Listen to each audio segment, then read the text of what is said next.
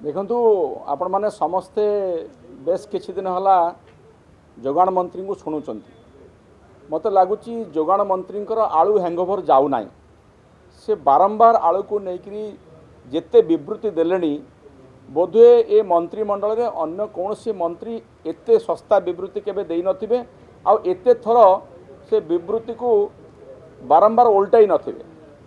तेणु आज जे से कथा कहिसंती जे मनुष्यकृत अभाव आलू को लेकिन तैयारी करागला राजनीति करने ताहा अत्यंत निंदनीय एवं तांकर अपरागता को घोड़ाइबा पई से ए प्रकार विभ्रांतिकर बयान देइछन्ति।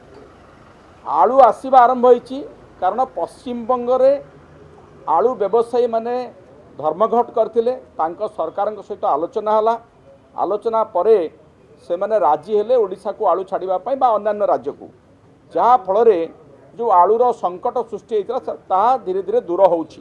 भल कथा ओडिशावासी एबे टिके सस्तारे आलू पाइबे टिके निश्वास मारिबे किंतु मंत्री महोदय तांको प्रयास रे किछि करि परले नहीं आउ याकु मनुष्यकृत कहिकरी से पुणी थरे तांकर निज असुविधा बा निज अपारगता ए संपर्क रे से आउ थरे लोकन को विभ्रांति करने को चेष्टा करुछन्ति। राजनीति किए करुछि आलू को लेकिन राजनीति निजे मंत्री महोदय करुछन्ति।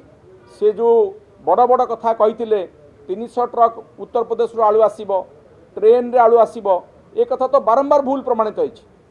उत्तर प्रदेश आलू आनिबा संपर्क रे सरकारी स्तर रे कौन से आलोचना ही नहीं। से कहतु जे मु आलोचना करथिली जदि से आलोचना करछन्ति तो 300 ट्रक आसीबा कथा। जो आलू आपण उत्तर प्रदेश अल्प किछि ट्रक आसिला आपण माने समस्त भल कर जानिछन्ति सेटा व्यवसायी संघ बा व्यवसायी माने जो माने आलू व्यवसाय करती से मानक उद्यम रे आसला संकट को किछि परिणाम दूर करबा पई।